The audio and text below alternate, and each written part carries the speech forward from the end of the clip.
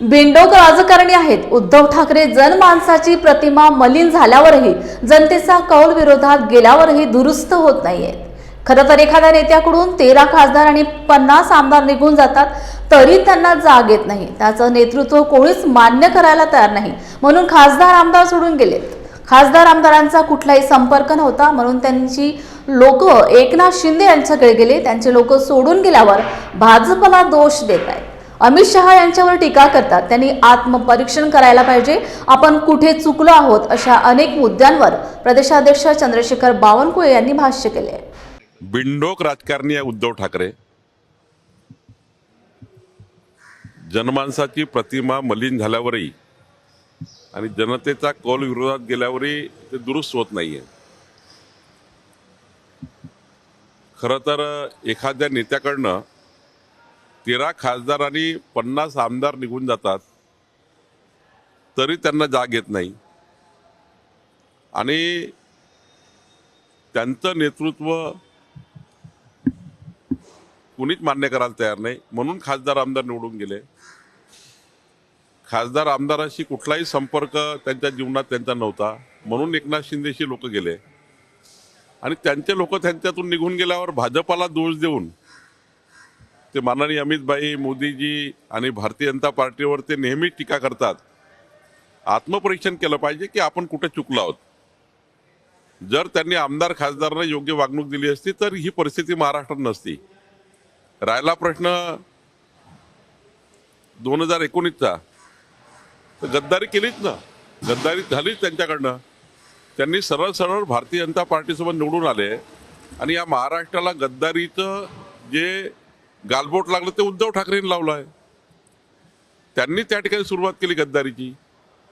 त्यांनी जर तेव्हाच भाजपाशी गद्दारी केली नसती तर या महाराष्ट्राचं वेगळं चित्र असतं. आणि त्यामुळं खरं तर आता आपला दोष लोकांवर देणे आणि असे भाषणं करत राहणे, मीडियाचा वेळ आणि महाराष्ट्राचा वेळ घेणे, त्यापेक्षा एक चांगला विरोधी पक्ष म्हणून काम करता आलं असतं, करता येईल.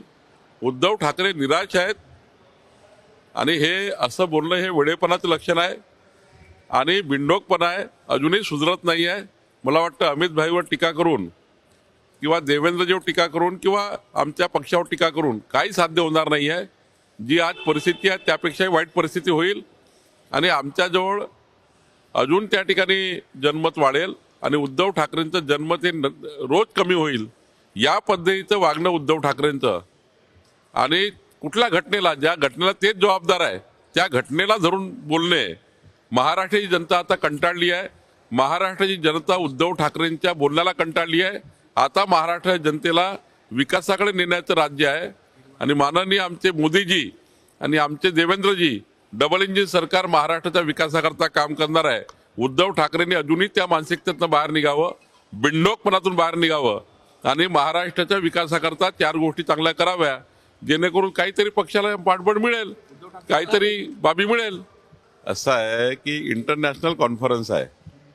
त्या कॉन्फरन्समध्ये देशाचे विदेशाचे सर्वच लोक, सर्वच बिझनेसमॅन त्या ठिकाणी येतात. मग देशातला करार राहो किंवा विदेशातला करार राहो, तो त्या ठिकाणी एकाच प्लॅटफॉर्म होत असतं, एकाच ठिकाणी होत असतात. त्यामुळे उद्धव ठाकरे बालिश आहेत, आपले आदित्य ठाकरे बालिश आहेत. त्यांना अजून सरकार पूर्ण कळलं नाही आहे. ते 2 वर्ष पर्यटन मंत्री होते, ते पर्यटन करत राहिले. त्यांना अजून सरकारमधला मूळ गाभा कळला नाही आहे. आणि देवेंद्रजींचं त्यांनी अभिनंदन करायला पाहिजे होतं की 17.75 लाख कोटी रुपये 17.75 लाख कोटी रुपये या महाराष्ट्राच्या पुढच्या गुंतवणुकीत त्यांनी आणलेले आहे. देशभर कौतुक होत आहे, महाराष्ट्रभर कौतुक होत आहे. पण आता हे बिघडलेल्या मानसिकतेमध्ये जे कार्टे आहेत ते काही सुधारत नाही आहे. बदलणारच आहे. हा महाराष्ट्र थांबणार नाही. हा महाराष्ट्र पुढे जाणार आहे, विकसित महाराष्ट्र होणार आहे. माननीय देवेंद्रजींच्या नेतृत्वामध्ये 14 ते 19 आणि आत्ता हे दोन्ही सरकार ज्या पद्धतीने चालले, मधात एकनाथ शिंदे सरकार, या महाराष्ट्राच्या विकासाकरता हे सरकार आहे.